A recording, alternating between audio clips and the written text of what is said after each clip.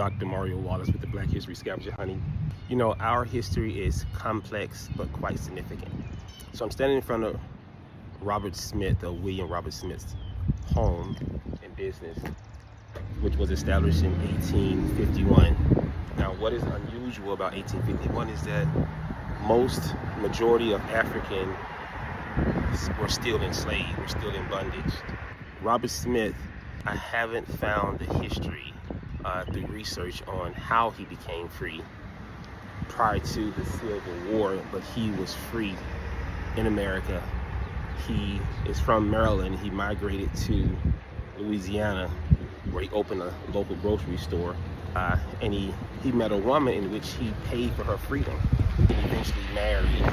And both of them moved to Natchez, Mississippi. Now, from what I hear, Natchez was had the highest percent of freed blacks in Mississippi during this particular time, although it has the highest concentration of slave plantations, so that's quite unique.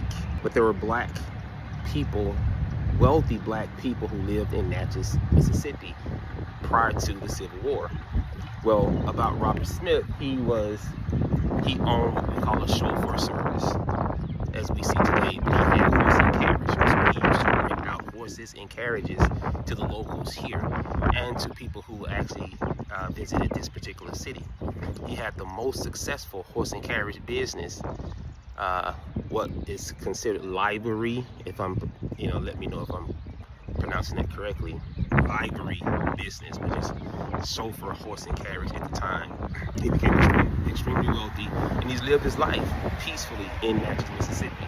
But again, it's quite unique that in this city, compared to other cities that I've traveled to, it appeared to have the highest concentration of slave plantations, and also a high concentration of blacks who were free before 1850. Now, the Civil War started in 1860 and it ended in 1865. But there were a lot of black successful business owners here in Natchez, Mississippi prior to the Civil War. Even one of the ones that I've covered since I've been here owned 6 slaves. This is Dr. Mario Wallace with the Black History Scavenger Hunting. Peace.